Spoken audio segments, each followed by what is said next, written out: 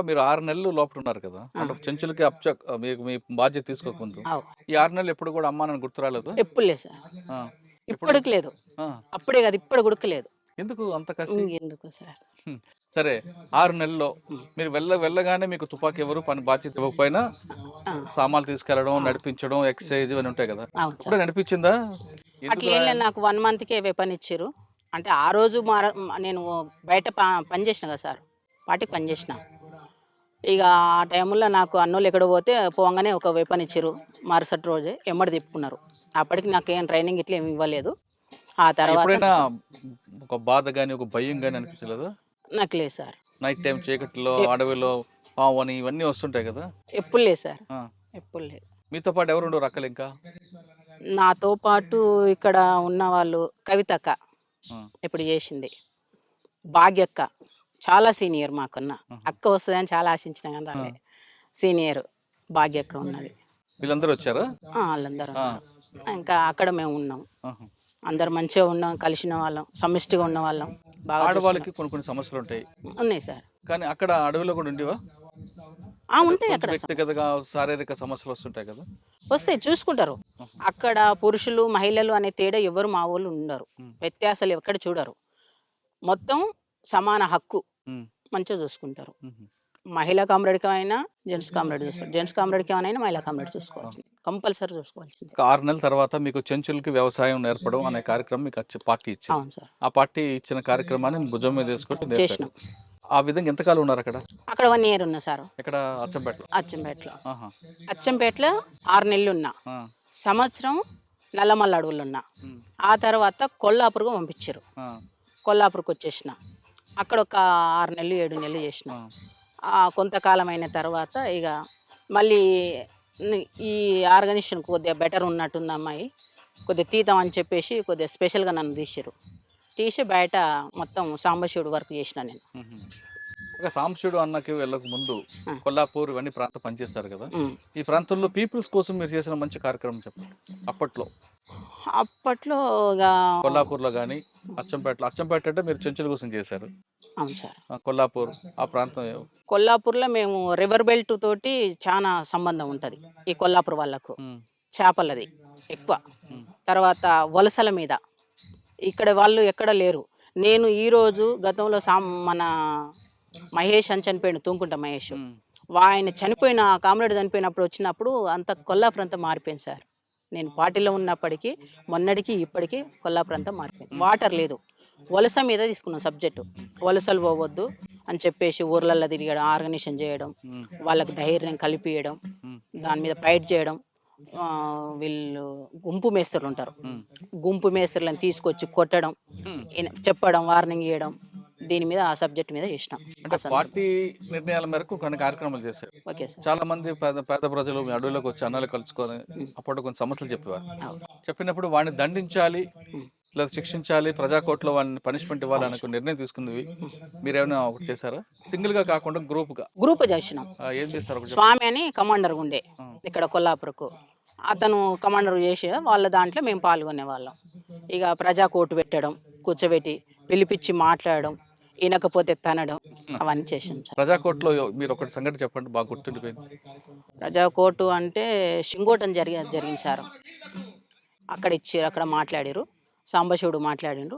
నేను sentry post. హ్మ్. నీవెక్కడివో sir నాది సెంట్రీ పోస్టు. అది. అట్లా. హ్మ్.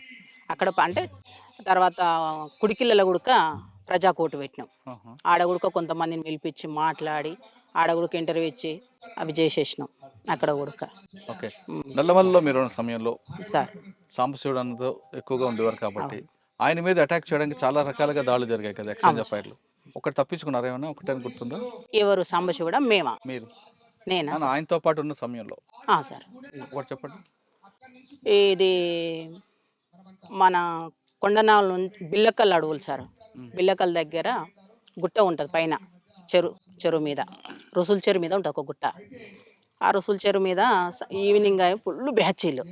ఈవినింగ్ అయింది. ఒక కామ్రేడ్ చాలా చాయ్ పిచ్చే కామ్రేడ్‌కు. ఇక వచ్చేసి మొత్తం కట్టెలు ఇడిచేసి చాయ్ పెడుతున్నాడు. ఆ టైంలో నేనేం చేసినా అంటే, నేను అప్పటికి 1+1 కమాండర్ నేను. నేను వెళ్ళిపోయినా. వెళ్ళిపోయి మొత్తం అన్నీ ఇంత కటింగ్ పేపర్ తీసుకొని పోయినా. వాళ్ళు చదువుతుంటే నేను బయటికి ఎట్లా పోయినా వాష్రూమ్కి పోయినా. వెపన్ పెట్టుకొని వస్తారు. హుహు. వెపన్ పెట్టుకొని వస్తుంటే ఏందబ్బా వీళ్ళు నల్గొండలా మనోళ్ళ అని చెప్పేసి నేను చూసేసిన. ఇద్దరు అక్కలు సెంట్రీలు ఉండరు. కొద్దిగా అక్కలు కొద్దిగా ఏదో టెన్షన్ పడ్డరు, డౌన్ అయిపోయారు. కూర్చున్న వాళ్ళు డౌన్ అయిపోయారు. అట్లే పండుకున్నారు. ఎందుకు పండుకున్నారు అబ్బా ఇలా అని చెప్పేసి నేను చూసే వరకు 5 మంది మంచిగా వస్తారు. పోలీసులు. పోలీసులు ఇన్సాస్లు వేసుకొని వస్తారు. హ్మ్. మాకే నల్గొండలో ఏపీటీ ఉన్నది, కానీ ఈడ కాదు కదా ఏపీటీ, ఇక్కడ ఎందుకు వస్తారు అని చెప్పేసి నాకు డౌట్ వచ్చింది. హ్మ్. వచ్చేసి ఎమ్మటే ఫైర్ అని గట్టిగా కాసిచ్చేసిన, ఎమ్మటే ఫైర్ చేసేసిన. సాంబశివుడు, రమాకాంత్ వీళ్ళంతా రిట్రీట్ అయ్యారు. హ్మ్. నేను ఒక్కదానే అయిపోయిన అక్కడికి. సెంట్రీ పండుకుంది. ఎమ్మటే నా మీద అటాక్ చేసేసారు. 5 మంది వెపన్స్తో మొత్తం నా మీద తూటాలు గురిచేసినాయి. ఎమ్మటే గాయం ఇక్కడ నుంచి ఇక్కడ మొత్తం ఇక్కడ వరకు ఇంకా ఉంది బుల్లెట్. హ్మ్. ఇక గాయాలైనాయి. ఇక అందరు వారిపోయారు. ఒక 3 ఉన్నారు. నన్ను తీసుకుపోయారు. ఇంకా మా ఎమ్మటే మొత్తం బ్లడ్. ఎవరు తీసుకెళ్లారు మిమ్మల్ని? మా కామ్రేడ్స్ 2 ఉన్నారు నా ఎమ్మటి, జెంట్స్ కామ్రేడ్. ఇద్దరు ఇంకా అన్నలు తీసుకుపోతుంటే ఆ అన్నలు ఎమ్మటి నేను పోతుంటే నా ఎమ్మటే బ్లడ్ వస్తుంది. ఆ బ్లడ్ ఎమ్మటే వచ్చేసారు. పోలీసులు. ఆ. ఆ! అప్పుడు ఒక 8 రోజులు మేము డివైడ్ అయిపోయినాం. ఎక్కడోళ్ళం అక్కడ డివైడ్ అయిపోయి చాలా ఇబ్బంది పడ్డాం. హ్మ్. ఆ ఎన్కౌంటర్లు మామూలు ఎన్కౌంటర్, అన్ని ఎన్కౌంటర్లు చాలా, కానీ ఆ ఎన్కౌంటర్ స్పెషల్ సార్. హ్మ్. ఎందుకు అంటే ఎక్కడోళ్ళు అక్కడ విడిపోయారు. నాకు గాయమైంది. ఇక సాంబశివుడు ఎట్లా దిగిరు. అన్ని ఊర్లలో బ్యాచీలు అంటే పెంటలల్లా అంతా ఏంటిది చింతకాయలు కాల్చుకొని తిన్నాం సార్. తర్వాత మన బియ్యం నానబెట్టుకొని ఆ ఎమర్జెన్సీ బాటిల్ ఉంటే మాకు ఎమర్జెన్సీకి ఇక్కడ, అందులో బియ్యం నానబెట్టుకొని తినేసినాం. 2 డేస్ అయింది. సాధ్యం అయితే లేదు. పైన చార్సిన మేడం హెలికాప్టర్లో కుమింగ్ చేస్తుంది. అప్పటికి ఒక ఎన్కౌంటర్ అయింది. బొమ్మనపల్లి అతను సీన్ అని కామ్రేడ్ చచ్చిపోయిండు. హ్మ్. ఇక ఫుల్ బ్యాచ్లు సార్, ఎక్కడ పోయినా బ్యాచ్లు. ఇక నాకు సాయంత్రం వరకు మొత్తం ట్రీట్మెంట్ చేసేసారు. మళ్ళీ తెల్లారి ట్రీట్మెంట్ చేసేసి బ్లడ్ కంట్రోల్కి వచ్చేసింది. ఒకటే చెప్పేసిండు. ఏం చెప్పిండంటే నీవేం చేస్తావో బ్యాచ్లు మొత్తం రిట్రీట్ కావాలని చెప్పేసి నాకు చెప్పేసిండు. సాంబశివుడు. సమస్య ఆ! సరే చలో అని చెప్పేసి నా ఎమ్మటి ఒక మురళి అనే అన్న ఉన్నాడు, ఆ! వచ్చిండు. ఉన్నాడా? అన్నాడు ఆ! మురళి, నేను, నా సభ్యుడు రాజు అని ముగ్గురం కలిసేసి వచ్చినాం. ఇక వచ్చేసి కొన్ని యాక్షన్లు చేసినాం. ఎక్కడ? పెద్ద కొత్తపల్లి ఆహా! అంటే దానికి రివర్స్ చేస్తే బ్యాచ్లు ఇక్కడ అదవుతారని చెప్పేసి పిలిపించుకోవడానికి బ్యాచ్లు అచ్చా! ఇక్కడ అటాక్ అంటే అయిందంటే యాక్షన్ చేయాలనే డెసిషన్ ఎవరిది? నిర్ణయం ఎవరు తీసుకున్నారు? సాంబశివుడు. ఆహా! ఎవరెవరి మీద చేయాలంది? పొలిటికల్ టీడీపీ పార్టీ ఎవరు ఉంటే వాళ్ళు. ఆ! ఏం చేశారు టీడీపీ అప్పుడు పార్టీ యాక్షన్‌లు? ఉన్నప్పుడు ఎంపీపీనే ఆయన, ఆహా! బహుశా ప్రేమ్ ప్రకాష్ అని. అంటే ఆయన నేరం చేశాడా? లేదా పార్టీ నిర్ణయం మేరకేనా? పార్టీ నిర్ణయం పదవిలో ఉంది కాబట్టి, గవర్నమెంట్ పదవిలో ఉన్నాడు ఎన్ని కాబట్టి. గంటలప్పుడు? ఎక్కడ? ఎన్ని గంటలప్పుడు చేశారు? యాక్షన్ ఎన్ని గంటలకా? పొద్దున్న? పొద్దుగాల 12 గంటలకు. ఆహా! మిట్ట మధ్యాహ్నం. ఉమ్.